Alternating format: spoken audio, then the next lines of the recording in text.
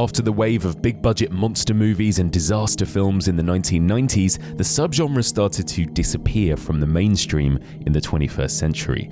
The big, glossy genre films featuring A-list stars had been replaced with grittier, indie genre movies, usually shot on a small budget on digital video, often with a kind of found-footage, gritty sensibility. In 2006, up-and-coming Korean director Bong made The Host. Made on a small budget of $11 million, the film was inspired by his love of kaiju movies like Godzilla and went on to become a huge international hit. Similarly, in 2010, Norwegian film director André Øvredal created a found-footage eco-horror movie about trolls. Made on a tiny budget of $3 million, the film has grown to become a cult genre favourite.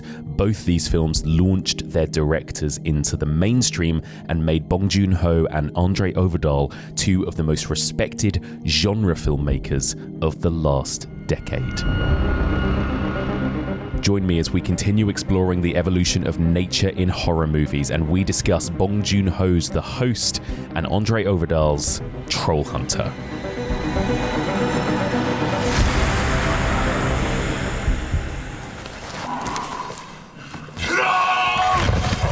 Troll! Welcome back to the evolution of horror. My name is Mike Muncer, and as ever, I am your host. In this podcast, we explore and dissect the history and the evolution of the horror genre, one subgenre at a time. We are currently in the middle of our 10th season exploring the evolution of nature biting back in horror, and this is part 27. Oh, we are hurtling towards the end now, and in this week's episode, as that intro suggested, we are going to be covering two international movies from the 2000s. That's Bong Joon-ho's The Host from 2006 and André Øvredal's Troll Hunter from 2010. Both of these discussions will be spoilerific. They are both such fun watches. Please do go away, give them a watch before you listen to our discussion. So joining me to discuss these two bangers, I've got a returning guest, one of my very favourite people to have on the podcast. He was last here in our home invasion season to discuss The Feast and Men with me. He is a writer, academic, a doctor of horror, one of the smartest people I know, to be honest. A big welcome back to James Rendell. Hello, James. Hi, how's it going? Hello. Yeah, good, thank you. How are you? I am great. I am enjoying the winter. Yes. It's the nights are getting drawing in, and it's colder and wetter and more gothic. No. Do you have any traditional kind of spooky Christmas watches every year? Anything that you like to pop on at this time of year? I find the Muppets Christmas Carol quite frightening. As a kid, I used to fight, and so yeah, big fan. Good choice of that. The kind of classic BBC ghost stories. Yeah. Oh my God. Yeah. We're getting a new one this year, another Mark Gatiss one. I know. Christmas. Very exciting. Yeah. So yeah, spooky season is upon us, right? I absolutely love it. I feel like I'm going to get my horror card taken away from me for saying this, but I actually think I like Christmas for horror more than Halloween, more than October. I love the kind of spooky, festive spirit, the kind of Christmas ghost story, Black Christmas kind of vibe, Yeah, because you kind of got your guard off a little bit, haven't you? With Halloween, you're kind of expecting it. Is that is a frightening season, whereas Christmas is perhaps a bit more wholesome. So then, right. That's when you can sucker punch people with something a bit more frightening. Exactly. So last time you were here, we were talking about home invasion movies, obviously, and this year we've kind of moved on from the kind of the confines of the home into the great outdoors, talking about the kind of the horrors and the dangers of nature. What are your thoughts generally, first of all, James, on this kind of subgenre, this area of the genre? I think it is perhaps the earliest subgenre of horror that I got into as a kid. Mm-hmm. And I imagine that's the same for lots of people. That so something like Pinocchio, Disney's Pinocchio with Monstro the whale, that used to absolutely terrify me. Things like Jurassic Park. And I've done research with audiences of Jurassic Park, and some of their first earliest memories of being scared was being in the cinema watching Jurassic Park and other kids crying. Yes. And even something like, is it Land Before Time? Oh, my God. Speaking of crying, yeah. I know, bleak films. Mom's dead, right, go and fend for yourself while this monster's trying to attack you. So, and I think it's that I was really obsessed with those like animals in general as a kid. So I remember like having maybe it speaks to the nerd in me. I had an encyclopedia, like this big pictured encyclopedia, and it had deep sea fish in it, like anglerfish, that really frightened me, but were also really kind of mesmerizing. And my dad took me to the Natural History Museum and seeing them in real life. So yeah, I think it's a genre that I really like in terms of sort of where I come from. And then you have these different kind of, I guess, landmark films that, you know, when these films are done well, that they are, you know, compared to, say, Home Invasion, they're so accessible, you know? Yeah. I think that's what's really nice. I think you're absolutely right. They're kind of almost like they're sort of gateway horror for a lot of people. And there is obviously, we'll talk about it with these two films too. There's much more of a kind of fun, almost comedic tone sometimes to these movies. And sometimes they can lean too far one way or the other. But I think what's really interesting about it is that a bit like Home Invasion, this subgenre actually does deal with a genuine threat to us, right? Like whether it is animals, whether it is climate change, natural disasters. Actually, in some ways, in theory, this should be one of the scariest subgenres. Do you know what I mean? Yeah, and I think, you know, there are certain times where these things feel, you know, closer to the bone than others, don't they? And you know, certainly that, you know, the films we're talking about today, that they are, you know, they're older, but things have happened since that actually, you know, they really resonate. And maybe that's, you know, going back to something like Godzilla, you know, Godzilla comes out in the 50s, but feels so timely, you know, with everything that's going on. And maybe that's why they have a kind of legacy to them, you know, some of these classics that you've talked about throughout the season, that they resonate throughout time. I completely agree. I think they do. And do you think that they've got more weight and heft to them in especially today, especially 2024, in a kind of post-pandemic world, in a kind of climate change era? It feels like, again, like nature is really biting us on the arse at the moment, you know? So I feel like they kind of lend some of these movies extra weight almost, you know?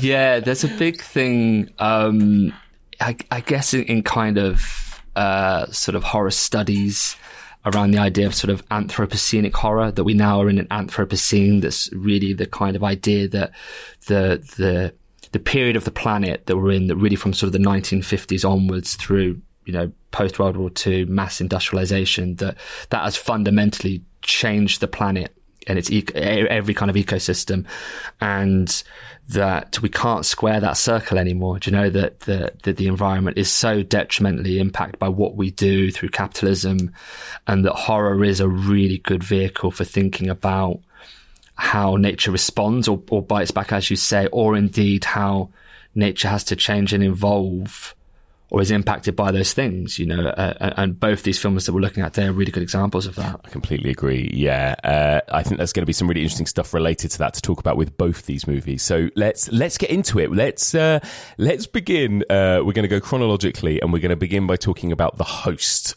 Bong Joon-ho's The Host from 2006. So, James, just set the scene for us. For people who don't know what this movie is, tell us a little bit about what The Host is all about. Okay. After a vast amount of formaldehyde is dropped into the Han River that runs through South Korea's capital, Seoul, causing a mutated amphibian fish monster to run amok the river's banks, a ragtag group of failures, the Park family, must do everything in their power to save Gangdu's daughter, Hyun-seo, who's taken by the beast. But the government claimed the monster is the host of a virus, putting those who came into contact with it into quarantine. When it's revealed that Hyun-seo is still alive, the families must battle both Korean officials and the kaiju as they attempt to rescue her before it's too late. Lovely stuff. God, what a movie. I don't think I had seen this since 2006. Like, it had been such a long time since I'd revisited this one, and I forgot how good it is. So good. What are your thoughts, and what's your kind of history on this movie, James? So I didn't see it at the cinema when it came out, but it came out shortly afterwards on DVD. And I was very much in that time, I think similar to you, where, you know, this was kind of the tail end of kind of Asia Extreme, and very much that being fed to us through DVDs. And I'd seen Memories of Murder, which I absolutely adored, but I hadn't really got a sense of who Bong Joon-ho was. This was his third film. But I just remember loving it so much. And also, I think it's the first film I'd ever seen where I thought I knew the genre really well, you know, I in terms of monster movies and horror. But the that real balance of comedy. I mean, it's such a funny film, but also the emotional gravitas, like, and not being prepared for it to make me cry. Right. And it made me cry. And I was just like, you know, watching it again in preparation for this, I think I've cried more the more I've watched it. Yeah, absolutely. It's you know, and that's a monster movie, so I think that's a real credit to him. And then, I on previous modules that I've taught on horror and on world cinema, I screen it, and students love it. It's even now still a real fan favorite with students. It's incredible, isn't it? I love it too, and it's so kind of watchable. It's really fun. It really takes you on an emotional roller coaster in a way that South Korean cinema does so well. I think of films like Train to Busan as well that made me cry. You know, like there is this incredible knack for these kind of high emotions, and they work. So whether it is comedy, whether it is horror and violence and brutality, or whether it is like gut-wrenching kind of pathos and that kind of thing, like it's all there in this movie. And I agree, like it absolutely makes you cry by the final act. It's so good. Bong Joon-ho, so what an interesting, not really a hot take to say, like what an incredible filmmaker, especially these days, right? I think this was my first Bong Joon-ho movie. I didn't come to his early movies until later. But you know, you mentioned him there and about sort of getting an idea of his kind of style, I suppose. Like, how would you describe Bong Joon-ho as a director and the sort of films he makes? I think his films are very personal, and I mean, the interesting thing that his catalogue of films are all playing with genre, and he's known within the Korean press, as are a number of other film directors such as like Park Chan-wook, as sort of a genre blending or genre bending, and they take particularly kind of Hollywood style genre movies and they play with them and particularly put Korean culture and heritage and history. And I think for Bong Joon-ho, there's a real personal dynamic to all of that as well. And I think that's something that comes through all of his films. And I think, you know, his background, you know, he's quite politically antagonistic, I think, in his films. He's very, his criticism of officials is not subtext in any way, shape or form. And this film's a good example of it. Right. But he grew up at a time where Korea is moving into a democracy, basically, and also popular culture is kind of opening up as well in terms of things like Japanese popular culture was officially sort of no longer banned in the 90s, and he goes to university to study sociology. And I think that's another real trademark of his films, is that his ability to sort of unpack nuance of characters and make them so well-rounded. And he really plays in the grey. I mean, one of the things that, sort of come up time and time again this season is that actually in nature movies, the hubris of man, there's lots of kind of good characters and bad characters, and the bad characters often, meet their end, right? Yes. But I feel like with Bong Joon-ho, there's a lot more grey in terms of moral ambiguity. But also when he was at university, he was just protesting loads. He was out protesting the government. Right. He got arrested. And again, we have a character today in The Host who can't get a job because as a student, he goes out and protests and gets arrested. So I think even in a monster movie, there's so much of him and his past. And I think that's, even though all his films are very, very different, that you can see a kind of trajectory, particularly for something like The Host, that then feeds into Okja and Snowpiercer and Parasite. Absolutely. Parasite particularly, right? I think that family unit as well kind of, caught up in this kind of big political world that they're in. You can definitely see that he, like you said, the kind of, Snowpiercer, Parasite, this, like they're not subtle with their kind of political class kind of commentary, right? Yeah.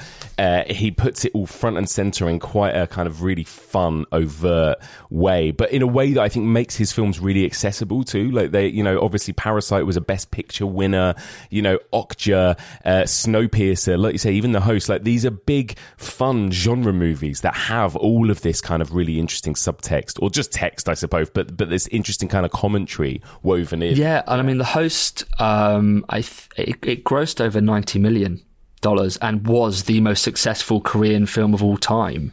So the fact that he can, as you say, be such an award winner, but be a popcorn mainstream, global recognizable brand now, as you say, I think, particularly his last few films have really put him up there along the likes of people like Del Toro and stuff that is pushing kind of world cinema, or sort of non-English speaking cinema, to mainstream audiences, and I think that's just a great thing. I think and as we were saying before we started recording, like, I think he's got no duds. I think from Barking Dogs Never Bite straight through to they're just all fantastic films. I agree. And I think there's something interesting too. I mean, this is obviously speaking very generally, but the difference between a kind of South Korean horror film or monster movie compared to a Japanese one too. Like, obviously this movie is taking elements of kaiju in a way, right? Like a big giant monster attacking a town or attacking a city. How do you think this film kind of draws on, or differs to, I guess, the kind of the traditional Japanese kaiju movies like Godzilla, which we covered earlier this season? So I think, Bong Joon-ho's gone on the record and said that, that things like Godzilla and Ultraman were big influences on the film itself. But Korea, interestingly, has its own history of kaiju movies. So particularly from the sort of the 60s to the 80s, there was a number of films that came out. So Young Gary being kind of, I guess, the most famous one. And Pulgasari, I think. I mean, I'm going to butcher a lot of these names. I can only apologise to the audience now. These are, and what's interesting, because this was a time again where, we'd had Japanese occupation of Korea, and then that stopped, and so obviously Japan is not very favourable at this time, and during Japanese culture is essentially kind of banned. So Korean audiences or filmmakers can't watch it, so they make their own. So there's a terrible film called Ape, which is a kind of King Kong exploitation film. It's only worth watching because King Kong gives the army the middle finger, so you should just go and watch it just for that. So there is a kaiju heritage, I think, but I think Bong Joon-ho kind of went on the record and said there isn't these kind of the kind of Godzillas or the kind of big kaiju movies in Korean popular culture that he saw anyway. So I think that's one of the reasons he made The Host. And I think there is elements that kind of speak to Japan, but as we'll talk about, it is a very Korean film, I think, through kind of his personal history, but also the kind of career and its relationship with America, and just everything that happens. It feels like a very kind of national film. Absolutely. And I think there's that interesting dynamic, isn't it, of a country that, like you say, it'd been through so much in the 20th century, and this country that is caught between North Korea, Japan, and then also this American influence, right? And even as we're recording this week on the news, South Korea have been on the news, declared martial law, and then that was kind of reversed a day later, and then the president maybe getting impeached, and like there is this constant kind of tension, and it's often to do with obviously the other countries that border and surround South Korea, right? This constant kind of threat, I suppose, Yeah, so I think, that the film very much puts front and center its relationship. It's complicated. If it was a Facebook status, it would be, it's complicated, I think, its relationship with the US. Yes, exactly. That America liberates Korea from Japanese occupation during World War II, but at the same time, America and Russia essentially create South Korea and North Korea. They put their finger across a map on the 38th parallel, and the North becomes kind of communist, and the South becomes kind of capitalist and it's occupied by America for a few years. Yeah. Then South Korea is sort of stands on its own, it gains independence, and then you have the Korean War, which is this kind of civil war between the two, and that's hugely bloody. And it technically it technically never ended, right? Like there was no official. They kind of have this armistice. They have this troops, and American still has troops in Korea now, in the Pacific Peninsula, as a result of this. But if you go further back as well, one of the things in the film is that the Han River, where it all kind of sets place, hugely important for the country. before and after it becomes North and South Korea. But the bridge that goes over, this is first created in sort of 1900. That's designed by Americans and originally with materials from America as well, and then Japan sort of finish it off. And then you move forward into something like Vietnam. You know, there was about around 350,000 South Korean troops that are sent. It's the second largest amount of troops sent to the Korean War after America. So Americans and Koreans are fighting, again, kind of communists in that war. So I think there's a lot that there's a real tangled relationship. And I think that the film speaks to that heritage. And obviously the beginning of the film as well, where we have our mortician, who wants to drop the formaldehyde into the river, and that's based on a true event. So that's the McFarland event that happened in 2000. So he's a mortician working for the US Army, and drops gallons of this stuff just into the Han River, and that's a river that people drink that water. You know. So again, so you have America, who is perhaps helping, but also, you know, environmentally hindering a nation. And as you say, that's their relationship is defined by the neighbouring countries and other events beyond them, you know. Yeah. And again, like from that opening scene where you've got that arrogant American pouring the formaldehyde down the sink, like it's very much putting its themes front and center, isn't it? Like this white English-speaking American character doing something so stupid and so monstrous and immoral from the beginning, right? Again, it kind of, the film is very much wearing its themes on its sleeve from the beginning. Yeah, just not caring. It's the guy from The Walking Dead, isn't it, as well? Yes. It's but yeah, it's a strong, and I think that's the other thing, because the first time I watched it, I was like, how quick does this monster kind of evolve? But I think it's based on the McFarland thing, which happened in 2000. So I guess it's like 6 years. So that's why it gets so big in that time. Yeah, it's really interesting. It kind of like, and the pacing of this movie, like it gets straight into it basically. So we get that opening scene. We know that's leading to bad things. We jump to 6 years later, and we're introduced to our main characters, Park Gang-do, this kind of like sort of like slightly kind of schlubby dad character, right, who lives with his family. What do you make of him and this kind of this main group of characters that we're introduced to? Oh, I love them. They're so endearing, aren't they? Like I love how they're imperfect. They're all flawed in different ways, aren't they? Yeah. And Gang-do, you know, he's useless, but he absolutely dotes on his daughter. And I think Song Kang-ho plays it such, like, he's such a chameleon. He can play so many different kind of roles, and it's just so good. Really, so I mean, that's just the way it's set up. I think as well that they, you know, he's kind of bumbly. And his dad, like, never really reprimands him for it. And I think that they, you know, that there's such a genuine love. And I mean, there's that scene after Hyun-soo's kind of gone, and they assume she's dead, and they're sort of looking at the picture of her I think it's in like a gym hall or something, and they're all really crying. And the scene's kind of like absurd and it's almost quite comedic. over the top. Yeah. But you always get a sense like that they are really devastated by the loss of that little girl. And I think, in such a short time, maybe contrasted to, say, Trollhunter, where the characters are perhaps, there's not much development or stuff. Yeah. But I think, again, Bong Joon-ho is so good at making, like, characters with real depth and heart. And I think that's what makes it kind of funny as well. That, you know, bless him, Gang-do, he's trying to save his daughter and picks up the wrong girl's hand. Yeah, I know. This is it. They are flawed, but kind of loving characters, aren't they? And lovable characters, like you know. And it's not making him out to be a hero at all. Even from the very beginning, like he hands his little daughter a beer, right, and he's just like sitting there watching television.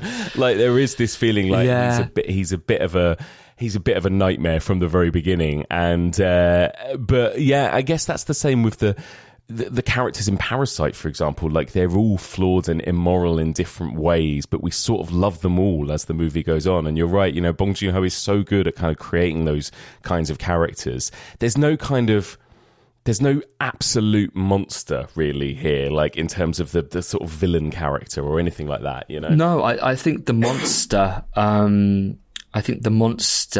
is just an animal, isn't it? It's sort of amoral, that it's kind of it's just doing what it's doing, really. I think the villains, if there is a villain, is kind of the state. That this is, there's that scene where Gangdu sort of saying, my daughter's still alive. I've spoken to her, and they're like, you're delirious, you're mad, or whatever, you're in shock. Yes.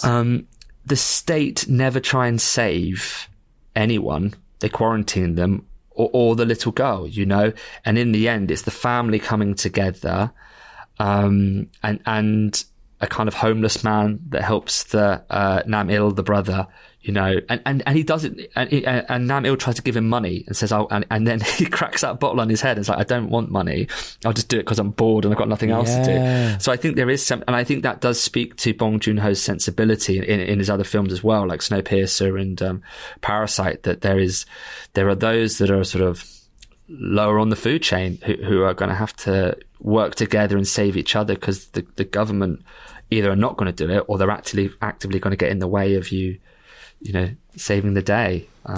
He uses, again, very kind of simple imagery in a way, but really powerful, I think, to kind of represent that kind of class. Like Snowpiercer, obviously it's this kind of linear train with the kind of the lowest rung of the ladder is at the back of the train and the highest is at the front. And it's the same with Parasite. There's that feeling of height, of steps, of like one family literally living underground and the other one living above ground, and that kind of thing. And again, like really kind of beautiful, simple imagery that works really well. And I think there's a lot of that here too, just the small confines of where they live, or the children that have been captured by the monster that are down in that sewer. And he uses kind of space in such interesting ways, Yeah, very much so. And as you say, I think that's from I guess it's almost like a kind of trademark of his, right from his early shorts through to present day. And I think, as you say, it's a kind of useful metaphor for the sort of climbing up the ladder, as it were. But also the state, the government, the people that have wealth, who won't let them do that. There's that's a great scene in Parasite where, the family think they've made it, and then the family they're working for talk about the smell, and you just think, like, it doesn't, it's such a little thing, isn't it? And I'm just like, that's, such a good commentary on how people perceive other people. Absolutely. It's so clever. Yeah, so clever. So we're introduced to this family, and then pretty soon we are introduced to the monster, right? There is like kind of quick glimpses of it swimming in the river, and then there's that brilliant kind of very iconic moment where it jumps out of the river and begins attacking people. What do you make of that sequence and the monster itself and the monster design? How do you find it? It's fantastic, isn't it? As a scene, it goes back to the idea of playing with genre. I think that Bong Joon-ho is like, most monster movies, it takes a long time to see the monster, or they're kind of in the dark, and you get if you're 15 minutes in and it's broad daylight, the cinematographer was the same cinematographer for Memory of Murder, and that's a very drab looking film. And I think, with the host, the film gets more bleaker as it gets bleaker and bleaker. The color really gets desaturated. But the beginning of the film is really bright and vibrant, and then they kind of see this kind of, I guess it's kind of like a salamander-y kind of animal fish thing. And they see it drop into the river, and again it speaks to humans. They're like, what is it? And they all start throwing like their food and cans and everything at it. Oh my god! Which again speaks to that idea of humans and their relationship with nature. And then it's just like, what a big scene, there's so much going on, really fun. And it almost moves into almost like found footagey. It's kind of very shaky, like lots of motion blur and handheld cameras. And as you say, really iconic. And then it dies away again. It's almost like the major set piece of the film, I think. But really dramatic, and kind of sets out the rest of the film in terms of, again, we get a good sense of the characters and their inability to sort of save the day. We get that relationship between sort of the Americans and Korea. We have our kind of off-duty American officer, and just the monster itself, I think, is quite frightening. Yeah. I think it does that clever thing of not being too much like any other animal, that because it is a kind of, it's kind of amphibian or reptilian. It kind of moves like a mammal. It kind of is almost kind of like dog-like. Yes. But has that kind of fishy kind of, almost plant-like face as well. Yeah. Which makes it, watching it back, it's a really frightening design, I think. Yeah, you can't quite get a grasp of what it is, can you? Like, and like after this scene, like you said, we don't get a huge amount of it. That's what kind of makes it differ to a typical kaiju movie, I guess, is that it's not just a whole film of this monster attacking things. Like, this is really the big set piece, isn't it? And the film was relatively low budget. I think it was about $11 million budget. And about 5 million of that, so about half of the budget, was spent on the visual effects shots. Apparently done by the same company that did the visual effects for The Day After Tomorrow, which we covered a couple of weeks ago. And The Orphanage. Yeah, that's right, Orphanage. And the CGI is quite unforgiving, especially if it's set in daytime like that. So it's pretty ambitious. And obviously you can see now that it is clearly CGI, but I think actually it holds up really well because of the way the sequence is filmed and the characters around it. And again, just like you said, that design of the creature, you can't quite get a handle of it, of what it is. Is it fish? Is it amphibian? Is it reptile? Is it mammal? The sort of weird tentacles that come out and grab people. The mouth, like you'd never quite get a gauge of what the mouth is and looks like, but in a really interesting kind of uncanny way. Yeah, so it's an animal that, as you said, I think Weta did part of it as well. And there's for an animal you don't see that much. As you say, the budget was, I think they had over 100 shots that pertain to the monster itself. And I think what they do really cleverly is some of the close-ups of it, I think, are more the actual model that was made. Right. But when it's the big CGI pieces, it's in motion. It's moving very quickly. Yes. And then at the end, so there's almost like a blur, isn't there? Yes. As it's moving? Yeah. And at the end, when they sort of vanquish the beast, that's all in, because I think the ropiest bit is when they set it on fire. But CGI fire always looks a bit shit, doesn't it? It's always a nightmare. Yeah. But they put it in slow motion, and I think that was quite a clever thing, was that it's a more artistic style shot, so then they can get away, as you say, it can be more forgiving. And again, I think the difference being, because the animal, we can't really make sense of it, our frame of reference is drawing on lots of different animals. Therefore, the CGI you can get away with a lot more. Whereas if it was just a fish or a crocodile or whatever it is, we have a specific frame of reference that we might then want to map on a kind of documentary realism, which the film's not interested in. So I think that allows it makes the film age, I think, a lot better in terms of the CGI. It's such a good point. I think that's what it is. It's that kind of uncanny nature of the creature that it kind of tricks our eye a little bit more. It doesn't. Because I mean, I've covered over the last few weeks a lot of kind of ropey CGI animal attack movies from the 90s, the kind of Anaconda, Deep Blue Sea era, where it is supposed to be like a sort of real animal, and I think there you can sort of see the cracks. Whereas with this, I think you're right. I think all of those kind of techniques that they've applied kind of really help in that regard. It has and that beautiful iconic. Yeah, sorry. You go. Oh no, I was just going to say that beautiful iconic shot where it comes up behind the little girl Hyun-soo and kind of grabs her, and everything goes silent and slow motion. Like, again, just beautiful, isn't it? Yeah. So I think what it does really well as in relation to that is that as a monster, it has a real weight. It feels quite tangible. And I think where CGI has often gone wrong. Yeah. I mean, I'm thinking of the 90s version of Godzilla. That that they do that massive. But it doesn't feel like an actual material animal. It's like it's floating, and although it's massive, and I think Bong Joon-ho said that he didn't want, he says this is a kaiju movie, it is a monster, but he says the bigger the monsters get, the less realistic they feel. So the monster in this isn't actually that big. There's that great scene when it first attacks, and then we have the kind of the people start sort of fighting back against it, and Gang-duk, it's very funny, he picks up the big sign and you can just see the top of it across the trucks, and he hits it. So it's not really bigger than a van or something like that. And I think that is a credit to the CGI and where it is now, and the same with Tron, is that they do feel there's a weight behind the size, which I think previously a lot of those those previous animal CGIs, they look big, but they don't feel like they weigh a lot. They have a kind of weight or power behind them. Yeah. So Hyun-soo is taken, and then we get like that, like you say, kind of over the top and quite absurd, but genuinely sad kind of moments where the family think that she's dead. There's a lot of high emotion, and also then we're introduced to this kind of sort of pandemic narrative almost, right? This kind of infection narrative, I suppose, right? Like, and that's a kind of interesting turn that the movie takes. It then becomes sort of more about that than the monster on screen, right?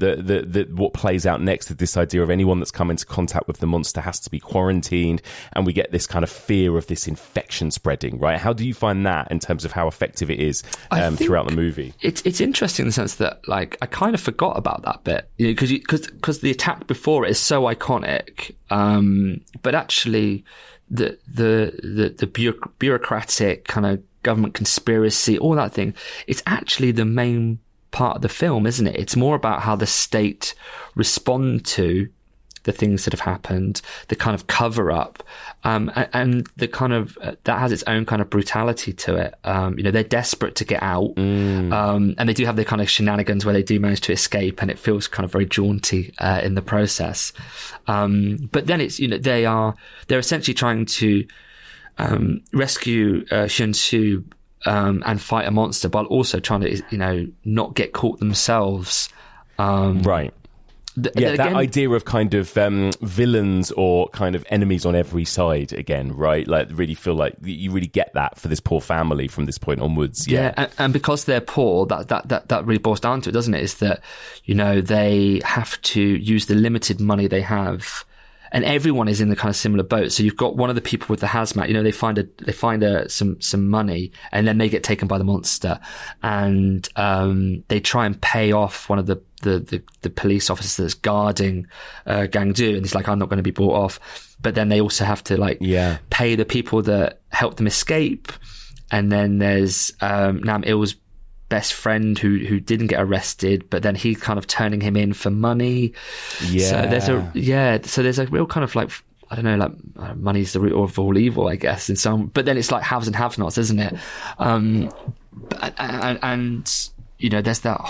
It's really, I think, again, it's funny, but it's horrible that Gang-do gets caught again, doesn't he? And then he's going to have the lobotomy, and he's got that kind of sort of apparatus over his face, and it's, at first it seems quite funny, and then he's kind of like crying out for his daughter, and it's I found that bit really like moving as well, because it just seems like kind of this desperation, and just powerless. In most of these scenes they are powerless against the state and against the monster. Yeah. Do you think it does a good job of kind of, it's such a hard thing to get right, that balancing all of those tones, that kind of quite absurd, sometimes almost slapstick humour, with then like real kind of emotional gut punches and horror? Like, do you think the film does a good job of kind of riding that wave? Yeah, I think that's a real, because if you went into either, it's never too melodramatic, it is slapstick, but it's never too slapstick. Yeah. And then the stories that you get, when they're sort of, there's that bit where, because Gang-do keeps falling asleep, doesn't he? Yeah. That's one of my favourite moments of the film is that sort of monologue from his dad when he's fallen asleep. And he talks about how, and again, this is a dad who drank too much, whose mum wasn't around. Gang-do's wife, or whoever was the mother to his child, is not around either. And he's just talking about how hard his little boy had it. And that he can tell how well he's doing by the farts that he emits. Yeah. And he's like, so again, which is really funny. And then his other kids fall asleep, and it's so, I think it's just brilliant, isn't it? I think that's a real credit to Bong Joon-ho that he can balance with. There's another bit that really makes me laugh as well, where the family are all, when they're all crying because they think that Hyun-soo's died. Yeah. And the brother's really angry at him and says, "You picked the wrong daughter." And then he drop kicks his brother. And I think a lot of another, I guess, trim out of Bong Joon-ho films is that there's a lot of kicking in them. Yes. There's a lot of like drop kicks and flying kicks into people. But just that moment. And they're already crying. And then you have the hazmat guy come in who's kind of just like then talking to them in a very kind of like musical kind of tone. And it's really funny, really funny. It does such a good job. I love all of that stuff. And that quiet moment with that monologue as the family kind of drifting off. And then the way it's kind of undercut them with Gangdu waking up and saying the monster is looking at us, right? And then we just see that moment where it's outside, like lurking, about to pounce. It's really like that, and suddenly the way it moves into, I would say that's one of the most tense sequences in the film in terms of the actual horror. You know, like you really feel it in that moment. Yeah, so there's that, and he's very good at between, as you say, sort of silence and sound and like slowness and speed. You have that bit in the first attack where Hyun-soo goes outside and she just sees the can of beer just spraying. Yes, and then it's silent, and then it goes out. And I think you get the same thing here. And this is the scene after where the granddad dies, isn't it? Which again made me cry on rewatch, because there's that bit where Gangdu gives him the gun and has miscounted the bullets, and you see him, in the pouring down rain, realize that he's done. And then the dad, he's not angry. He just kind of just gently shoos his kids away so they can be safe. And then he's like absolutely obliterated, but by the monster. And the action then is so frantic and fast paced. But ultimately fruitless for those, the sister's trying to use her arrows. She's this kind of sports person, and it not being effective. These moments of tenderness, isn't it? I think that's what it's really good at. Is there's this tenderness, and that's where the comedy also comes from as well. It's very kind of tender. So when it is slapstick, it's still heartfelt at the same time. Agreed. And I think you get the same with the other side of the story too, that focuses on Hyun-soo, right, who's been kidnapped essentially, because this monster kind of takes people and then it kind of sort of regurgitates them out into its kind of lair in the sewer, right? So you've got her and these other kind of kids, or these other victims that are kind of trapped there. Hyun-soo kind of befriends this other boy, right? This homeless boy, Siju, and the two of them are kind of trapped in this pipe together throughout the movie as well. And that stuff, again, there's a similar kind of mix of tension and horror and kind of tenderness and sadness, right, throughout all of those moments. Yeah, so the little boy who again loses his brother, his brother's trying to save him. They're homeless. Yeah, and God. Yeah. They're the first children you see at the beginning of the film who are trying to sort of take things while Gangdu's asleep. And again, Bong, his dad, he doesn't like chase after them or anything. He knows because they talk about this practice, a kind of Korean practice called sorry, which is kind of like scrumping, I guess, that you take things, but you take them to eat them immediately rather than, he said, you can't sell them because that's then theft, or you can't take money, which speaks to, again, the kind of money thing we were talking about. Yeah. And then Bong then talks about how Gangdu used to also do this thing, sorry, because he was out getting pissed. So his son had to forage basically and would take beatings from adults. And I kind of felt like, is that maybe what the monster's kind of doing as well? That he's just, kind of doing his own form of sorry. It's just because he doesn't eat all of the humans, does he? He kind of regurgitates them. But there's that really frightening scene where they're about to try and escape, and then the monster comes down, and he said, and then Hyun-soo says, "Oh, don't worry, they're just going to regurgitate the person. They're fine." And he throws up all the bones and the skull, and and it feels like a proper monster movie then. So and that again, the idea of being sort of down low, and the kids are so kind of dirty. It feels those scenes feel really again, kind of tactile. You can feel the dirt and the grime. Yeah, you feel like you're looking at a whole bunch of homeless children, right? Which they are, I suppose. And yeah, absolutely. It's again that feeling that you can almost smell this movie, right? Like again, and that emphasis on there are jokes about farts, then there are like innards and stuff, and again, there's something tactile about it.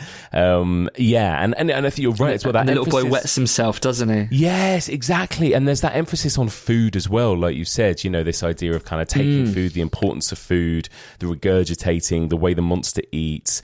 There's that beautiful, I think it's like a dream sequence, isn't it, where Hyun-soo imagines herself back with her family and they're all just silently eating together and sharing food together, right, and taking bits from each other. Again, like, yeah, that feeling of sort of no food going to waste is very much kind of very front and center in this movie. Yeah, and all the family members like giving her food, like that made me cry. That made me cry. I'm feeling quite emotionally fragile. Maybe it's the season or something, but you know, I was like, why am I crying so much in this monster movie? But it's so tender, and you know, she's talking to Sejun, and you know, he's like, I want banana milk and all these things. And she just says, tell me more and we're going to get all these things. And the end of the film as well, isn't it? You know, where Gangdu gives him lots of different things to eat. So, as you say, food is a really important component of the film. You know, the beginning of the film, Gangdu shares a beer with his daughter and she's like, oh, it's bitter. And then when she's down in the kind of the depths, you know, she sees the beer can and that's what she's reminiscing over. And it's just, I guess I think of bonding over food as well and sharing. And I guess what makes the film even sadder when you've seen it before is knowing that Hyun-soo doesn't survive, right? I feel like any kind of narrative kind of tropes or formats that we might be familiar with in Hollywood films would suggest that eventually she's going to be rescued, right? Like the whole point of this movie is that she's been captured by the monster, but she's still alive. She's down in the monster's lair. This family's mission to break out of where they are to go and rescue her.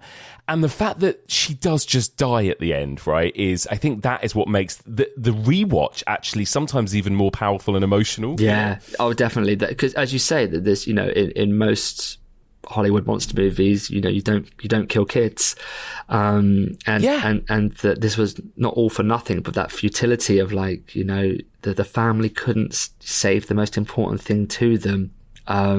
As you say, you almost want to like not watch the ending, just cut off before then and just assume that she's okay. And I think that's Bong Joon-ho is really good at doing that. You know, his endings on most of his films are really like bittersweet. Yes, they killed the monster, but they didn't get to. The reason was to save the little girl. And you know, again, Parasite's a really good example of that as well. You know, that kind of ending. You're never on sort of safe ground with Bong Joon-ho. He's very quick to pull the rug underneath you, which I think is a cool trademark of his. Yeah, how do you find? Let's wrap up just with that final act and the ending to the film. How do you find that kind of bittersweet ending to the host?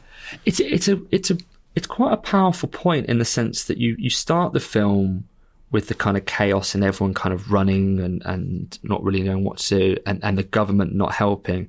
And then you kind of get the opposite where you've got a protest.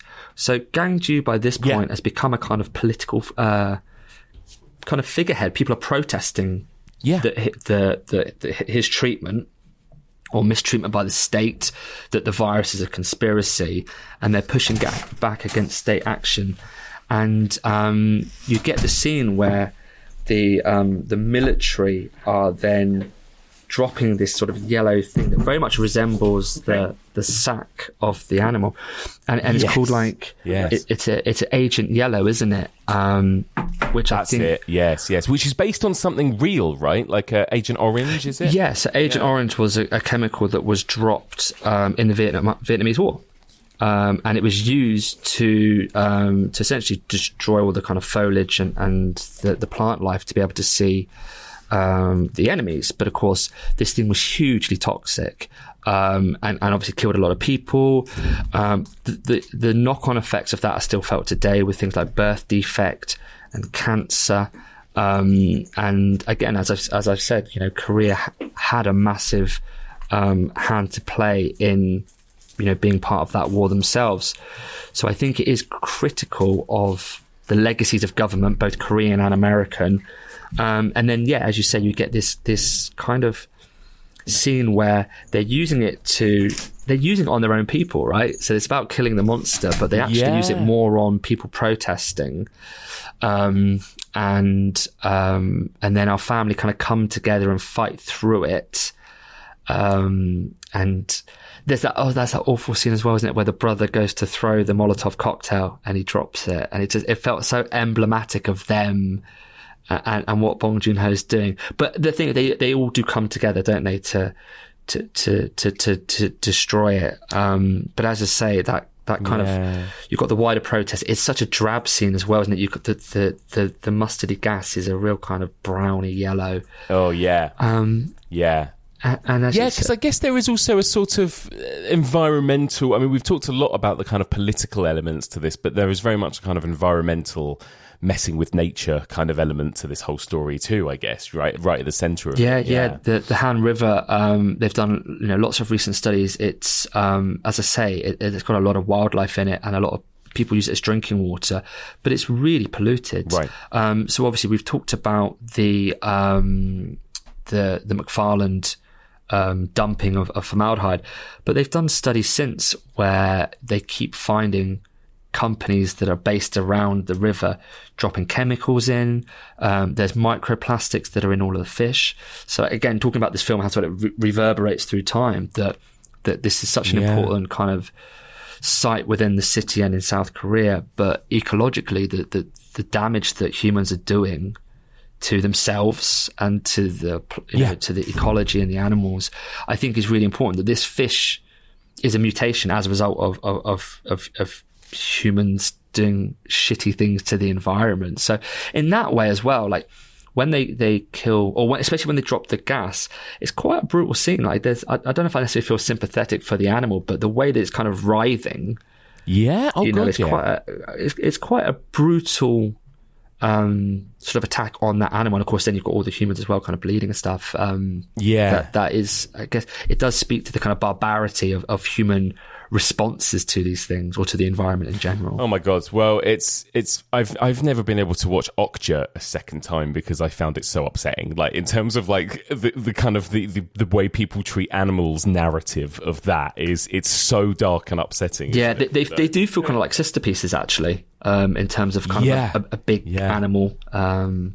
they're kind of mirroring characters, or their relationship with industry. And like you say, this creature is amoral, really. Like it's not doing what it's doing for vindictive reasons. It's just existing and eating, right? So I think there is a kind of sadness to the brutality of how it's killed at the end. And then we have that very kind of quiet ending, right, where we cut to sort of some time later, and Gangdu is now running his father's snack bar, and he's sort of adopted, by the looks of it, Siju, right, the homeless boy, and they're just, again, it's just one of those quiet scenes where they're just eating together. There's a TV on in the background, and it's saying something about a spread of misinformation to do with the whole incident, but you can't quite grasp what's going on, and they seem to be basically ignoring it too. But there's something going on the news in the background. But all in all, then we just end on that very kind of quiet, pensive note, don't we? Yeah, you've got that lovely shot where Gangsu's just looking out into the kind of the nighttime, and his kind of aesthetics changed as well, isn't it? He's in sort of more adult clothes, and he's not got his kind of semi-bleached hair anymore. So I think the whole experience has kind of made him more adult, and he has the gun, doesn't he? And he feels something might be happening, and he goes to get his gun, and I feel like that he's sort of a changed person. I mean, I forget to say, he's had a lobotomy, I think, in all of this. So they give him an anaesthetic, and it doesn't make him go to sleep. And when they're trying to put that thing in his shoulder blade, and he's really crying, it's really barbaric and brutal. Horrible. And then he sort of manages to get out. So it's almost like the inverse, isn't it? That he's now sort of kind of more alert and with it. And then he realizes it's nothing, and he has that tender moment. And that the news is covering that this was maybe a conspiracy or a cover-up, and he just... I guess it's that idea that if he's a kind of everyman, or a sort of a person lower down, that he knows that what the government are doing, it's not to help them or really inform them, so why engage it? And he just turns it off, because what really matters to him and to what he represents is family and love and food and bonding. And I love that bit where the little boy's asleep and you think he's still asleep, and as soon as he mentions the food, he pops right up. Yeah.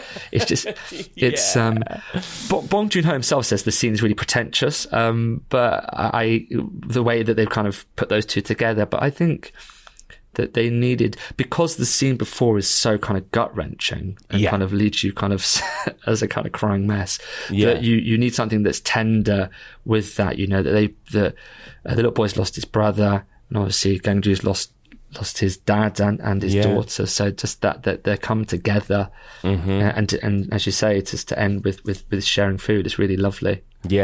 Yeah, God, it's who knew, right? It's such a kind of emotional, beautiful film, right? Like for a big monster movie. I know, right? So there you go. How well do you think this film kind of holds up? I mean, obviously, like you mentioned, it was a huge hit, box office wise and critically. It was a big success. It's now coming up to 20 years old, which is insane to me. Yeah. But yeah, how well do you think it holds up on rewatch today? I think it really holds up. I think the themes that we've talked about. I think, watching the career of Bong Joon-ho, I think it's really nice to see this as I say, his third film. What's interesting is actually that at this time he had been blacklisted by the government, so he was restricted in terms of getting state funding. So at the time there was quite a lot of the government had a lot of power and sway over quotas and funding for Korean movies. But because he was kind of quite openly critical of the government, he got blacklisted, which kind of speaks to his politics and being anti-establishment. But because he had done so well with Memories of a Murder, and that he was seen as a kind of lucrative filmmaker, he managed to get enough private investment to make the film. And I think that's a real credit to him again, that he can make popular but political movies.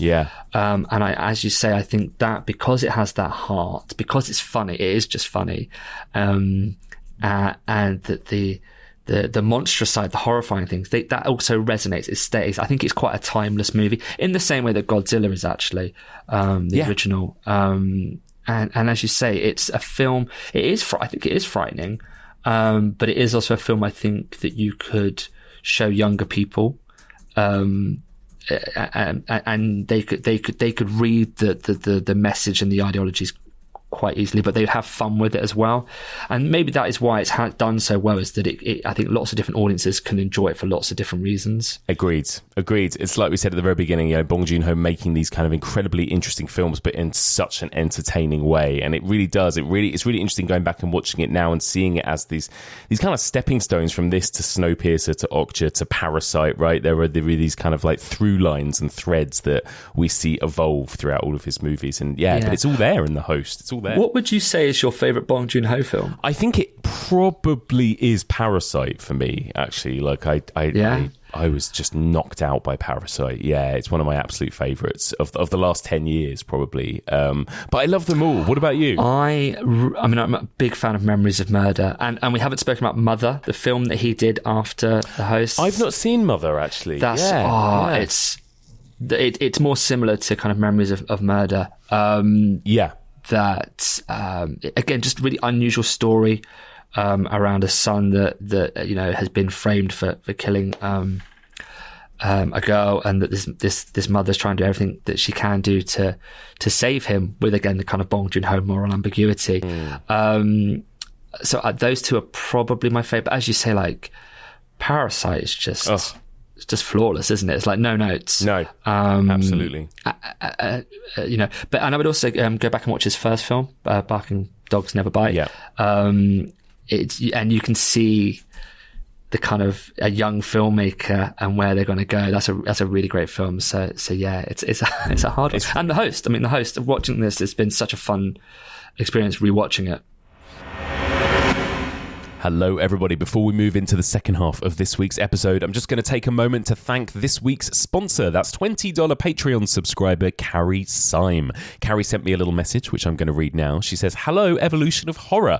Professor Lex here from HorrorLex.com, writing from Brooklyn, New York. I found your show during the Aliens and Cosmic Horror season in 2021 and quickly scrambled to listen to everything I'd missed. I'm loving your Nature Bites Back season so far and excited to see where you go in 2025.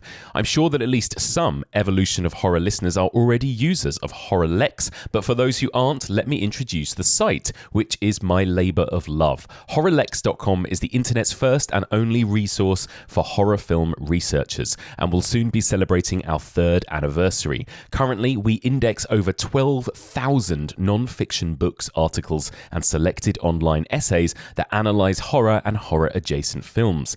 Our database is searchable by film, keyword, etc., and we direct you to a freely available online source wherever possible. For example, are you loving all these creature features and want to do a deeper dive? Use the keywords animal, primates, insects, or sharks and find some great scholarly analysis of why we find nature so terrifying. Or do you want to know who's written something interesting about anaconda or arachnophobia? Those films, and over 8,000 others from all around the world, are searchable on the site. Finally, check our blog page and you'll see research guides where we talk you through the world of scholarship on a narrow topic. Most recently, we did a 2-part guide on aquatic horror, including breaking down the huge world of writing on Jaws. HorrorLex.com is open 24/7 and completely free. Follow us on social media for frequent updates on the latest publications and free book downloads. You can find us by searching HorrorLex on all major platforms, except Instagram. We are Professor Lupe Lex. We're also active on Letterboxd and would love to see what you're all watching. You'll know you found us when you see our logo, Professor Lex, a proud werewolf howling against a full moon. Best of luck wrapping up this epic season, Mike, and if you ever need something deep to read on your favourite horror film, you know where to get it. Holy shit, that sounds amazing. How have I never heard of this? This is going to save me a lot of time, I think. That sounds like an incredible website. Thank you so much, Carrie, for that lovely message. And I will be absolutely checking out HorrorLex.com. I feel like that's going to be a very valuable resource for my next season. So one more time, a huge thank you to Carrie Syme, aka Professor Lex from HorrorLex.com. And don't forget, if you want to become an official Evolution of Horror sponsor, get your own little dedicated segment on an upcoming episode of the podcast, just like this one, where you can plug your own website or blog or podcast or whatever you like. You can just write me a message if you want for me to read out anything you like, basically. Then sign up to our Patreon at the highest level of $20 per month. That's patreon.com/evolution of horror. Okay, let's move into the second half of this week's episode, in which James Rendell and I discuss André Øvredal's Troll Hunter from 2010.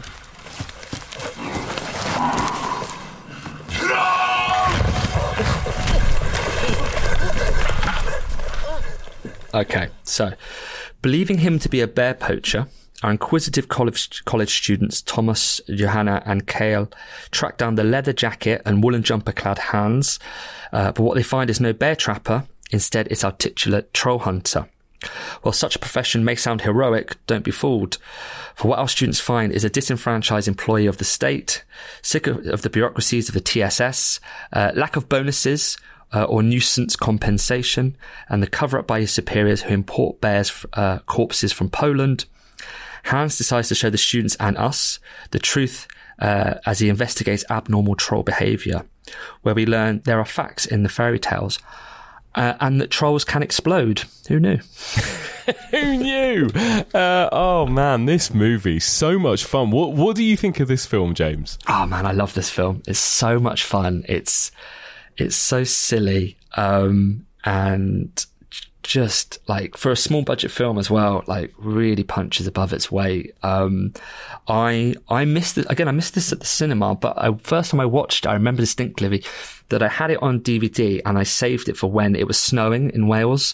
So I was like, right, I need a film that meets the kind of environment outside. So yeah, the first time I watched it was in my living room while it was snowing outside, and I just loved it. And just coming back to it time and time again, it stays fun. Oh, I agree. There's something, I was saying this to my wife earlier, I was saying there's something really cozy about this movie. Like, I just kind of curled up on the sofa under a blanket. It's like you said, it's winter right now, it's cold out, and it's such a lovely, cozy watch. It's so much fun. It's just, and I've probably seen it about 3 or 4 times now at this point, and it is a really easy to watch, fun, entertaining movie that has some quite smart stuff at the center of it, even though it's very, very silly, right? Again, it kind of, in a similar way to Host, feels like it's juggling a lot of tones and a lot of things all at once. It is this kind of very silly, over-the-top movie, but it's sort of also like it's got stuff to say and got stuff to explore, you know?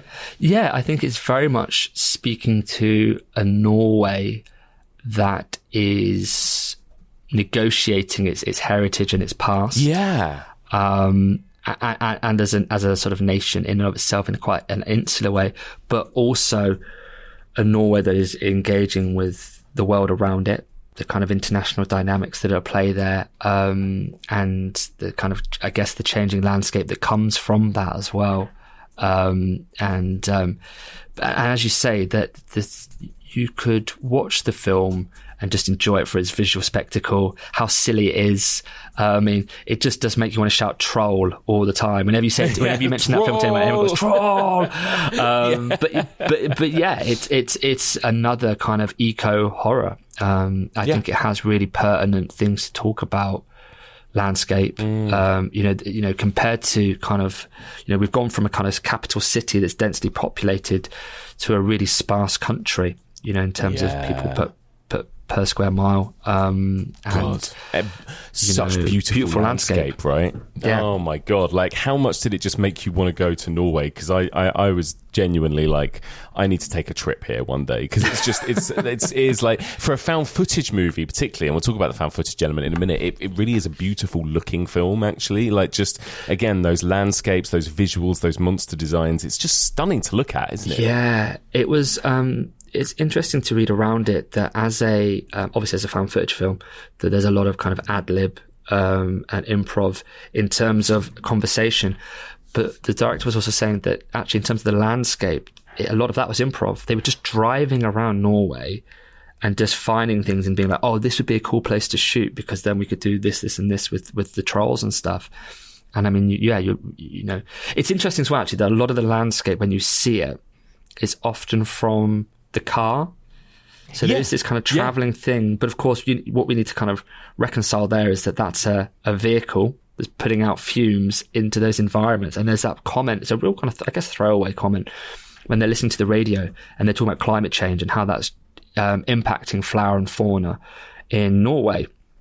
But at the same time, this is still a vehicle, as I say, that's sort of traveling around those green, luscious environments. Yeah. Oh, so in what way? I mean, you talked about how this movie is kind of exploring Norway, its country, its landscape, its history. Like, how overtly is it doing that in comparison to what The Host was doing with kind of South Korea, I suppose? So, I mean, I guess the obvious things to start with the trolls, isn't it? The trolls have a huge heritage or folklore and myth across the kind of Nordic nations. So I think some of the first stories of trolls are in 13th century classical texts, and then they become popularized in the 19th century for various sort of fairy tales. And what I loved, you know, the kind of academic in me is like, right, I'm going to research loads about trolls and troll history. And that in Norway, the trolls are very aggressive. They're a kind of real frightening menace. In Sweden, they're not. They're really friendly. Huh. And then that made me think of Border. You know, oh my God. In Border, what a film! I love that film. Oh, it's so good, right? So good. But they're friendly trolls, and I was like, oh, that's cool. That kind of speaks to kind of Swedish trolls. I think there's, and certainly, Øvredal was sort of, he says that he wanted to take that Norwegian mythology and make it part of the story world building. That, you know, it's what I love about this film is that you get told about lots of different types of trolls, and in Norwegian mythology there's no lots of different trolls. There's just trolls, and then you have the Jotner. The Jotner is a giant essentially coming from that thing, but he makes them all these different species, but you don't see all of them. So I think there's such a lovely thing there of like, you're only ever shown a little bit of the story world. So I want to know about all these other trolls that are going on in that narrative universe. Yeah, I love it. There is a really wonderful like world building, right? Like I think they've done such a clever job where they've kind of taken this folklore and they've woven it into a very real life story. And found footage is always a device used to make something look real, right? There is a documentary. There's a documentary like realism to this story of trolls, and I think like by dropping in little bits of information about their history, about the different species, you've got the tussle lads, the raggle fans, and all these different types and shapes and sizes that we learn about, the kind of nests and the habitats and the weaknesses of trolls. And it's so clever. Like, they've built this entire species and they've made it feel real, right? For as absurd and silly as this film is, you can kind of suspend your disbelief and kind of go, like these creatures exist in these kind of isolated landscapes, I think part of that comes from Hans and his kind of the bureaucratic side of his job. Like, I love the scene where he's got to like fill in the paperwork. Yes. Of like, oh, this is the gender, this is the age, whether it calcified or whether it exploded. And then that's a really great scene in terms of he then teaches the students and therefore us about the truth about trolls. And, going back to that idea that this is playing on Norwegian heritage, that you've got almost kind of like direct references to fairy tales. You've got the three billy goats gruff and the troll under the under the bridge. Yeah. There's also the boy who had an eating match with a troll. So that's another story. There's a fairy tale called Soria Moria Castle, where trolls can smell Christian blood. Aha. And also, these designs are based off Theodor Kitzelsen, who's a very kind of famous artist who was the one who gave us the sort of depictions and images of trolls. And obviously, the film lifts really kind of faithfully from that.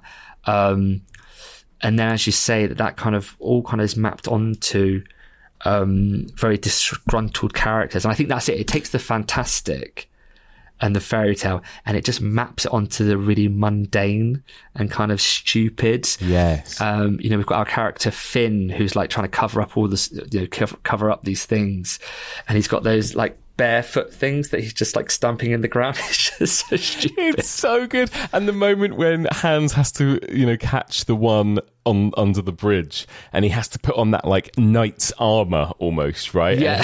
And he looks so pissed off because he knows what's coming, and he's like, for fuck's sake, and just kind of trudges over in this outfit, and then is immediately like knocked out by the troll, right? As well. And it's that scene is so moment. Violent as well. Like, he really he knocks the shit out of him, and then they have to I think I was like, is he dead? Does he die? I can't remember if he died or not. And then they kind of pick him back up, and he's like, gotta go back down there and finish the job. And then you see it explode. It's just fantastic. So and that mixture of technologies, isn't it, is that they use a lot of the found footage, but like the night vision and everything else that comes with it, that is a bit almost like animal documentaries. Yes. I think that's what it's kind of very much set up as, isn't it? Like, the nature documentary almost that we're starting off with, or almost like a kind of a study of humans existing with animals. A few weeks ago I talked about Grizzly Man on this series as well, and there is almost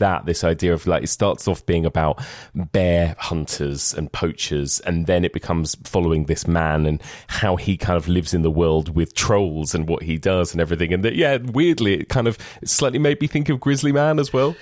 Yeah, I think that's a really good point. There is definitely some similarities there, and I think if we think about animal documentaries, and even things like with the BBC, a lot of those documentaries, they through editing and sound, which I think borrows a lot from the horror genre, create narratives.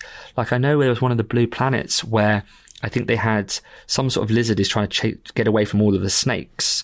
And oh my God. And it was like a proper horror set piece. Yeah. And, the soundscape, the editing, you could take that straight out of a horror movie. And I think that scene got complaints because kids were really scared by it. So I think there's a really nice sort of synergy between, you know, documentary taking from the horror genre and then the horror genre taking from the animal documentary in this film. You know, there's, you know, when they get their second camera person in, she's like, oh, I've just been filming with the BBC. I've been doing lions out in, you know, other countries. So I think there is that. That's absolutely true. Let's talk about the found footage element. Obviously, this came out in 2010, in a real kind of boom of found footage, because, you know, it was really, you know, the Blair Witch Project was 1999, but it wasn't until Paranormal Activity in around 2007, 2008 that we got this like sudden real wave of found footage, and we were getting found footage, ghost movies, found footage, monster movies, you know, Cloverfield, Wreck, everything.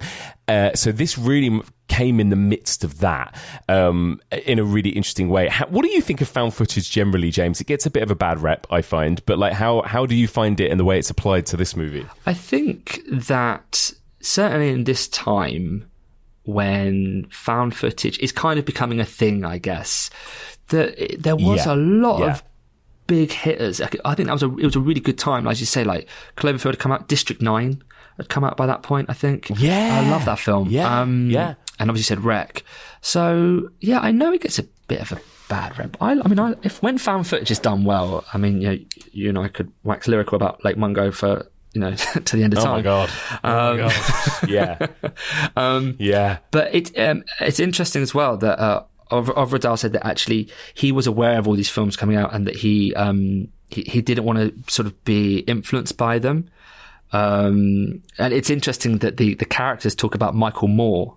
Yes. That they want to be like Michael Moore. Yes. So maybe there is that kind of approach to the storytelling that is more about, you know, a uncovering of a truth through a kind of strong narrative.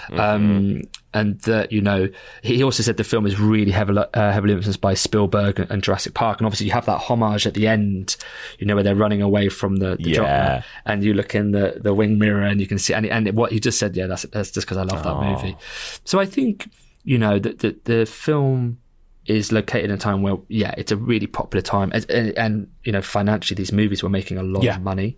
But I think this only cost a few millions, but you wouldn't think it to look at it. You know, you compare it to your Cloverfields and District 9 that are in, you know, 20, 30 million pound dollar movies, and this was a fraction of that. But it also, I think, is actually trying to not be that. I think it's, whereas other films were like, right, we're going to replicate that because we know that it's making a lot of money. I think this is quite a standalone movie in the kind of found footage subgenre, I would argue. Yeah, agreed. I think it does something really interesting with it. It feels like there's the biggest problem, the biggest flaw with found footage, I think, is why would you still be filming this, right? But I feel like I buy into why these characters are keeping their cameras rolling, right? And why they're filming stuff. Part of it is practical reasons so that they can use night vision and see what's going on. And part of it is obviously because they're like, we want to capture this phenomenon on screen. Like, they are very ambitious. You know, when they mention Michael Moore, what I think of with Michael Moore, you know, and as much as I enjoy a lot of his films, I think of this kind of slight arrogance of putting yourself front and center in the middle of your documentaries, you know, and there is that element to these characters too. Like, there you know, they are kind of our main characters that we follow, but there's always, with found footage, there's always a slight arrogance in the main characters, right? You think of Heather and Mike and Josh in Blair Witch, and these characters that are, you know, flawed individuals, shall we say, you know, and I think that's really interesting too. I think the film does a really smart thing where it starts off like that, doesn't it? That these are college students who are going to investigate something, and you don't really know why. Maybe it's for like an assessment, or they just want to make their name in the way that Michael Moore does. I think there is that, again, as you say, kind of arrogance. And and at first Hans doesn't want to know them, does he? He's like, you know, jog on, leave me alone, I'm doing my thing. He's very kind of, you know, misanthropic and just doesn't want to know. Yeah. And then he kind of does a 180 and he's like, do you know what? I'm sick of this. Yeah. And then it becomes an expose. Yes. And I think that's why it works so well, because the premise of the film is it's essentially whistleblowing. So you need to document and capture everything, don't you? And you get that at the beginning, and at the end you get the fact they have to run away from the government officials and all that. So there is a need to, the people need to know about this. And obviously you get that wonderful scene with the Prime Minister at the end that sort of suggests that this is still exactly, you know, bigger than this. Well, I guess again similar to The Host, right? Is that this movie? It's a monster movie that slowly actually becomes this movie about the government, the systems, the people in power, this what they call the Troll Security Service, right? The TSS, and the way it's being treated and everything. Yeah, there are kind of similar through lines there, aren't there? I think. Yeah, and I think there is that idea that Hans says that there's always been trolls. Then his job is essentially kind of herding them. He has to sort of keep them in check, doesn't he? So he's not really a hunter as such. And he says, I only have to kill them when if they get too close to humans. And then the students say, like, well, does that normally happen? He's like, no, but recently it has. And of course the thing is, it's found out that the trolls have rabies, and I guess it's kind of suggested that that is caused by humans, isn't it? That was the reason that they're behaving out of sorts. And I think that's the other side of this kind of eco horror, is that, especially for someone like Norway and its heritage, is that there's always been a balance between humans living in and off the land, and now we've got to this position where that has become an imbalance. And what happens is that the trolls are now breaking free, or they're getting rabies, or they're sort of attacking people, and that then it's Hans's job, unfortunately, to then have to kind of to rectify the situation. But there's that line, isn't it, where they're going towards the end, and all these trees have been knocked down. And again, it uses the natural landscape so well. And they ask the farmer, like, what happened? He's like, oh, the government said it was a tornado. And they're like, really? And you didn't think to question that? Yeah, I know. Yeah, and I kind of, like we said about The Host, I sort of forget that this movie introduces the idea of rabies, and that maybe one of our main characters gets infected as well. Again, this kind of move into a sort of infection narrative as well, slightly. He's like, oh, and again, that speaks to our view on nature, because he's like, I can't have rabies, dogs have rabies. There's a kind of, I guess, as you say, a kind of arrogance there as well, that that this possibly couldn't be a fault of theirs, or that they could have the repercussions of it. It's because you don't really know what happens. You don't really know what happens to anyone, really, because Hans kind of he gets rid of the John and then kind of just walks into the landscape. Yeah, he's kind of troll-like himself, isn't he? Yes, absolutely, he is. Yeah, grumpy, isolated. He just kind of grunts his way through the movie. What a brilliant performance, right? By the way, what a brilliant character Hans is, and he's actually, at one point our documentary makers kind of call him a superhero, which he kind of is, right? He's like this brilliant, grizzled superhero. He's so good. And he's like, no, I'm not. So yeah, he's played by Otto Jespersen, who's a comedian, and I guess that's the other thing that I didn't know, certainly know the first time I watched it, is that he's quite a famous comedian within Norway, and I think we don't necessarily see him comedic straight off the bat, because he is kind of so kind of moody, but I imagine Norwegian audience would have recognised him as a comedian, comedy actor, which immediately puts you in a kind of genre expectation that it's going to be a funny film. But just the way he goes about things, isn't it? It's so kind of like, right, who's going to have to clear up this mess, And yeah.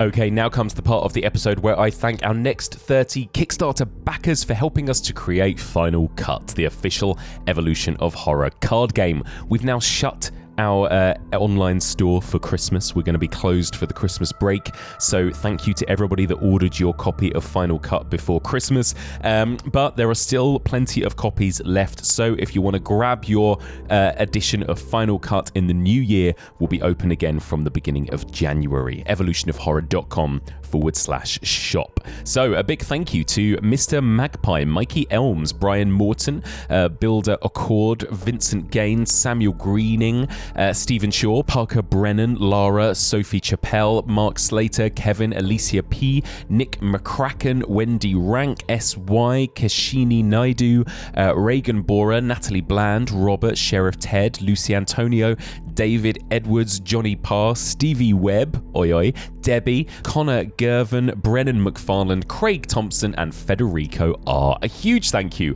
to all of those wonderful people for helping to support Final Cut, the official Evolution of Horror card game. And one more time, if you want to pick up your copy in the new year, we'll be reopening our store in the first week of January. Just head on over to evolutionofhorror.com/shop.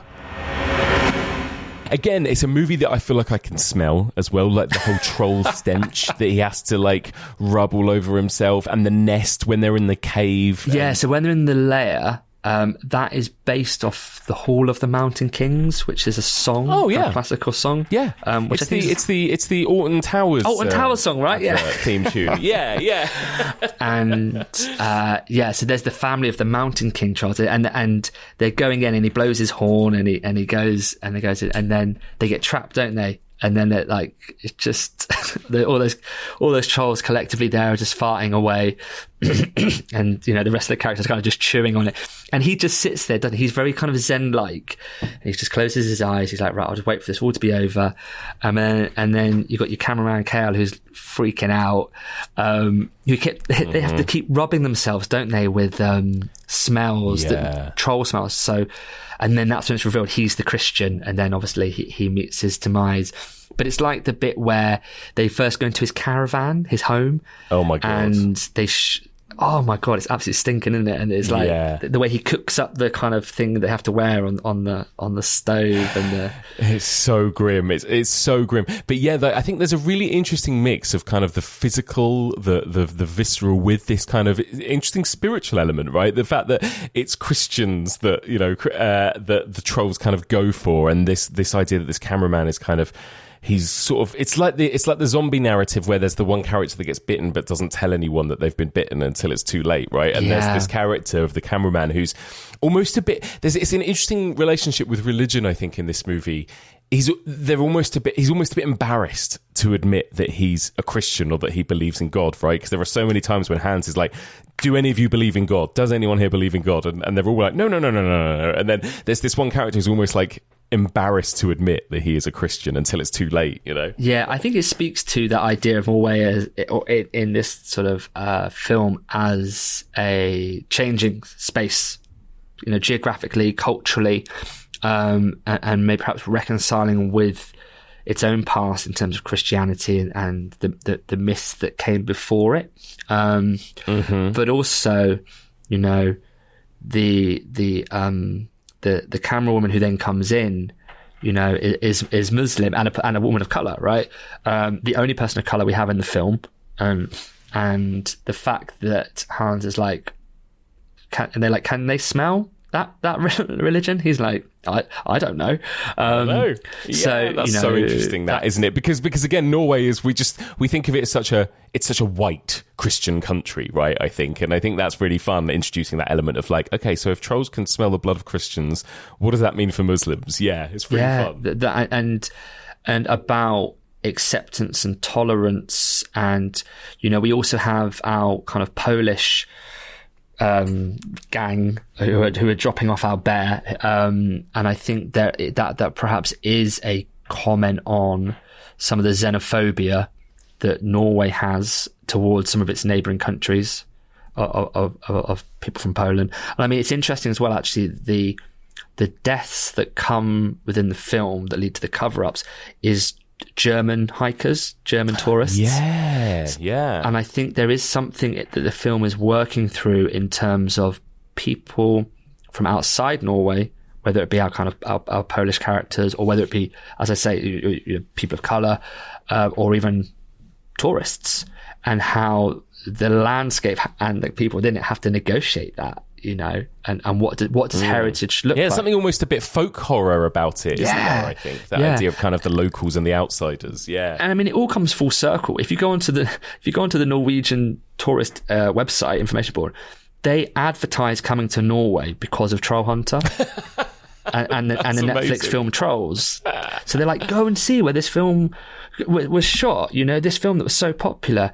And you're like media-induced tourism is massive anyway. But if we go back to that argument that this is also perhaps about environmentalism, tourism has a massive impact. And again, Norway has been massively impacted by climate change. And one of the things that the countries try to do is try to make sustainable tourism.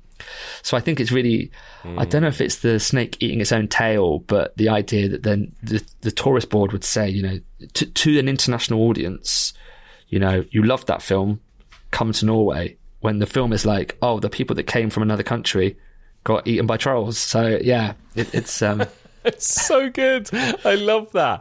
The film does such a good job of kind of juggling these kind of fun elements with I think there are a few genuine scares though as well. Like I think the moment we talked about where they find themselves in the lair and all the trolls come in, there are some good kind of moments. And André Øvredal, I think he's a really good horror director, actually. You know, he made Scary Stories to Tell in the Dark, that kind of really interesting, sort of almost kids' horror anthology. Yeah. But there are some really striking images, right? There are some really scary creature designs and images. And then, of course, The Autopsy of Jane Doe, which I think is actually one of the scariest modern horror films of the last 10, 20 years. Like, I think he is so good at suspense and jump scares. You know? Yeah, I think his skill is monsters. Yeah. Like, I think he makes a really good monster. So even like Voyage of... the Demeter. Demeter. Yeah, which the story itself is a bit boring, but it's the monsters in it are really good. And I think that does come from, as I say, Troll Hunters is a good stepping stone from that. That there are moments that are, you know, suspense, similar to when the host that uses the environment around it really well. Like when you got the first troll coming out I want to say Tosselad, which just makes me it sounds really English. Tosselad. Yeah. But the way the trees move, you know, or when we see the troll that, you know, attacks the sheep or the goats, and it's really violent in doing that. You know, there are really good moments of it, and I think it's because, again, which what found footage often has to do, isn't it? It's that you have to have those very much kind of like intercut moments of seeing nothing. Yes. That you're really frustrating the audience in many ways, both with the limited camera movement, but actually, you know, you're trying to see things in the dark, and then you punctuate that with the horror. And then, you know, the last scene with the Jotner, and, you know, they're driving through its legs. Oh, I love that. Kind of like, yeah, so good. Empire Strikes Back Hoth kind of giant scene. Exactly. But yeah, I think it is effective. And I also think, for as funny as it is, and Otto Jespersen being a kind of comedian, that scene where he talks about, you know, he's being interviewed and he's reflecting on that he's sort of massacred some trolls in order for a tunnel to get built. Like, that scene had, like, for me, like a lot of gravitas, and was, like, again, weirdly quite moving for a found footage film. And and again, there's that kind of amorality to these creatures, right? And they are scary and they are brutal and they're nasty in a lot of scenes in the way they attack people and animals. But also there is something kind of sad when you hear about them being hunted and massacred and destroyed and everything. And again, the film does an amazing job, actually, doesn't it, of kind of juggling all of those tones. Yeah, the fact that, you know, we get the kind of reveal at the end is that they're behaving this way because of rabies.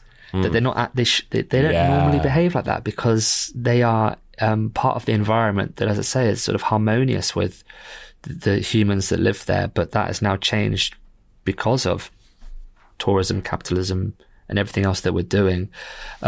Which, you know, and there is, you know, when they are, you know, when the Jotner is killed, it is quite a melancholic, because it's a very kind of beautiful landscape, and you just see this thing kind of break and disintegrate and sort of fall apart. And that is quite a sad, sympathetic view of that monster, or that, you know, in this case, it's an animal, isn't it? They're sort of saying this is a kind of biological being that, again, is having to be sort of terminated, I guess, because of the disease it's carrying. Yeah. How do you find the troll designs and the visual effects in this one compared to The Host, for example? Because I think what's interesting is, again, I think it can be slightly more forgiving with found footage because we're watching these things through kind of grainy imagery and night vision imagery, right? So it gives them a bit more leeway, I think, with a smaller budget. Yeah, very much so. I think that because so much of it is at night time or through a type of camera that inherently makes things pixelated, or, you know, with the genre that it's that troll is kind of almost camouflaged into that kind of foggy, misty landscape. God, amazing. And similar to The Host in the sense that, you know, its frame of reference isn't an actual animal that we're all aware of, right? But based off these, as I say, these artistic, you know, famous artistic drawings, that I think it's aged really well. And I think because it's funny, because the film is funny and they look kind of funny as well, that it is okay. have you seen the film? Is it Trolls? The film they did for Netflix? Came out in 2022. I don't think I have. That was a massive hit as well. And it's a kind of similar thing. It's essentially a similar story. It's not found footage, but it's another thing about, the government are destroying the trolls for Christian beliefs and for the thing. So I guess and that's another film that the tourist board is using to sell Norway to people. So I think it's interesting that there is that kind of, I guess trolls are very marketable. Yeah. They've been sort of, as a beast, as a monster. I love it. It's something about, we learn about, like you say, Billy Goat's Gruff from when we were all kids, right? It's something that everyone is just very familiar with, no matter where they're from, it feels like. So yeah, it does seem to work really well. I think they're great. I think they're really fun, but they're also scary and imposing. I love all the different, as I said, the different species, the 3-headed one, the little squat one that lives under the bridge, the ones that come into the cave, they're great. I love all the different kind of designs and species that we're introduced to, Yeah, I love how Hans sort of makes sense of them as well, saying about that the ones that have got more than one head, they're not proper heads, they're kind of just, they grow like them over growths. time. Yeah. Yeah, and that they're used to intimidate other men or attract females, which was just, I thought it's such a great kind of, nature documentary observation that this is just like, they're like peacocks, essentially. Yes. It's so good. I love it's very detailed in that regard. Like, it's really been thought through, I think, hasn't it? Which I really love. And then finally, how do you find the ending? Because it's kind of mysterious, right? We don't quite know what happens to a lot of our main characters. So as you said, Hans kind of walks out into the distance, and that's the last we see him. And then the TSS agents arrive to kind of confiscate the tapes and the footage by the students, right? And then that's kind of the last thing we see, I think. Like, things just cut to black, and then we get that amazing little coda with the Norwegian Prime Minister. But yeah, how do you find the way this movie wraps up? I think it's a nice way of doing things, and that's what I think most found footage films often end ambiguously. I guess that's a kind of good staple of the genre. So you don't know what happens to them, and they use kind of written explanation to explain that they weren't found, and then we have the Prime Minister who talks about the trolls. So he's talking about the troll fields and power, the power lines, which again, and the director said that they found that in post-production. That was never a plan to use that. It was just very serendipitous that they would talk about that, and then with a bit of sound editing they could then use that. But again, it speaks to the impact of humans on the environment and him pushing for these things.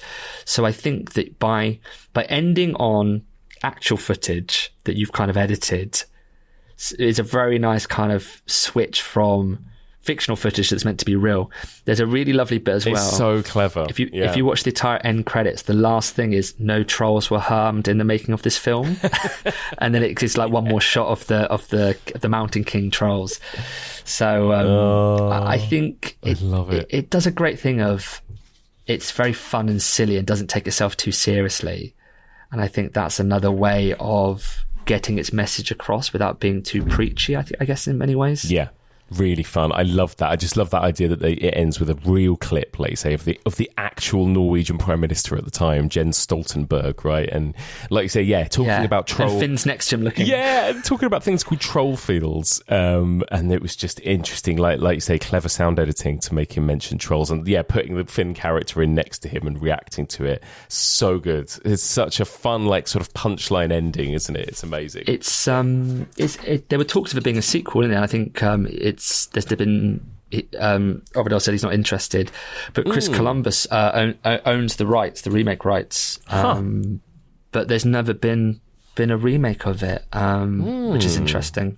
That is interesting. Yeah, I mean, it feels so, I don't know, quintessentially Norwegian and Nordic, doesn't it? Not that stopped American filmmakers in the past from remaking something as a Hollywood film, but yeah, like I almost can't imagine what a sort of American remake of this would look like, No, I'd want a kind of maybe a kind of Nordic TV series that is about that would be good. chasing these other species, these other trolls. I mean, there's definitely room for more trolls, aren't there? Like, and I love that. It's kind of like with the Jurassic Park films. Like there is endless opportunities to introduce new species of monsters, which would be a really fun idea. I mean, I would welcome it. I think this film holds up really well, a bit like The Host on rewatch as well. How do you find it on kind of rewatch? Yeah, I think it's a really, really fun film. And I think because the premise is pretty simple, isn't it, as well? And because it is so fun. And as you say, there are those scary moments. I think it's a real thrill piece. And interspersed with the comedy and then the kind of more emotional bits.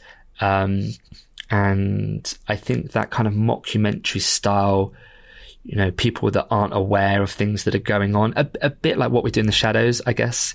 When they talk to one of the guys at the power station, they're like, have you not ever thought it's weird that there's just a ring of pylons that don't lead anywhere? It's like, no, not really. Like the mundane, the banal is what's funny about it, which feels very kind of everyday, which I guess is why it feels quite timeless as well.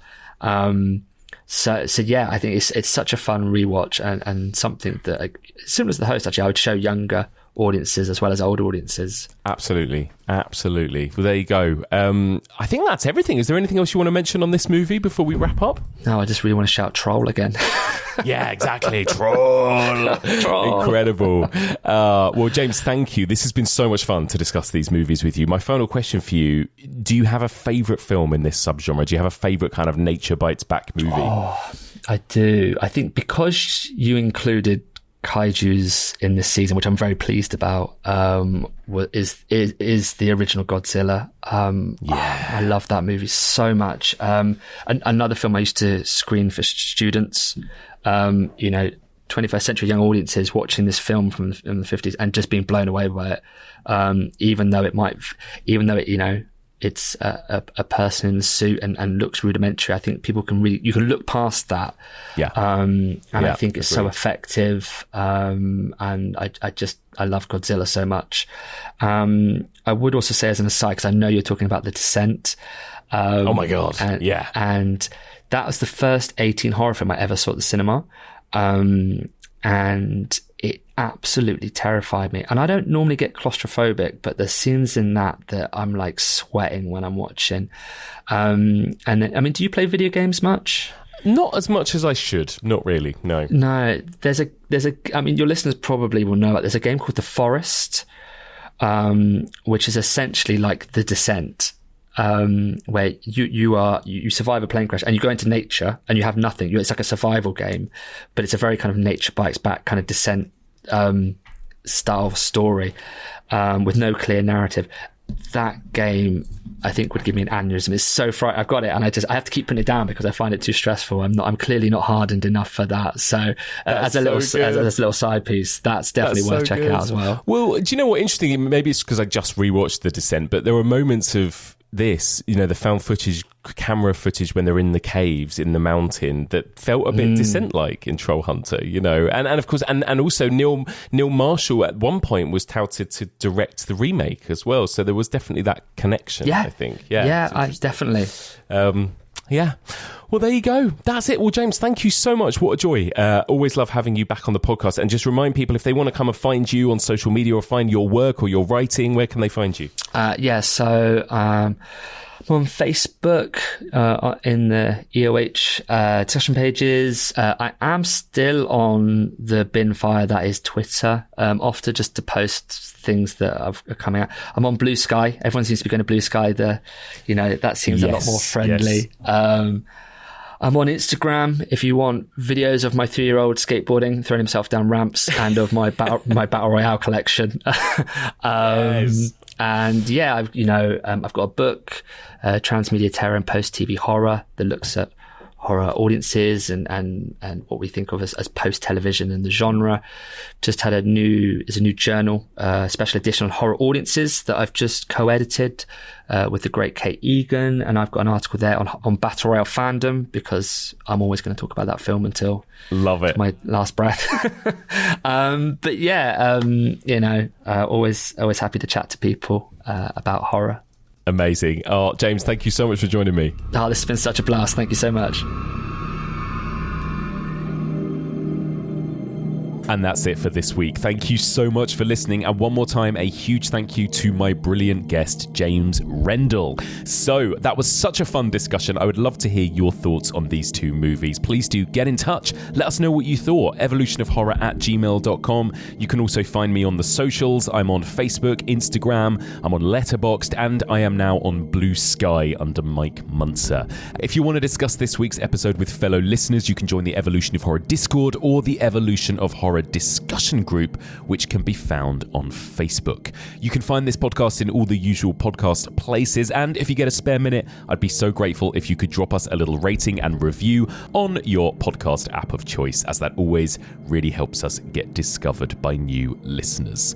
So, on to next week then. Well, next week, it's nearly Christmas, so we've got a little surprise in store for you. Next week, I'm going to be joined by friends of the pod, Alex Ayling and Joshua Tonks, and the three of us are going to be discussing a surprise, mystery, Nature Bites Back double bill. Join us next week to find out what it is, right here on the Evolution of Horror.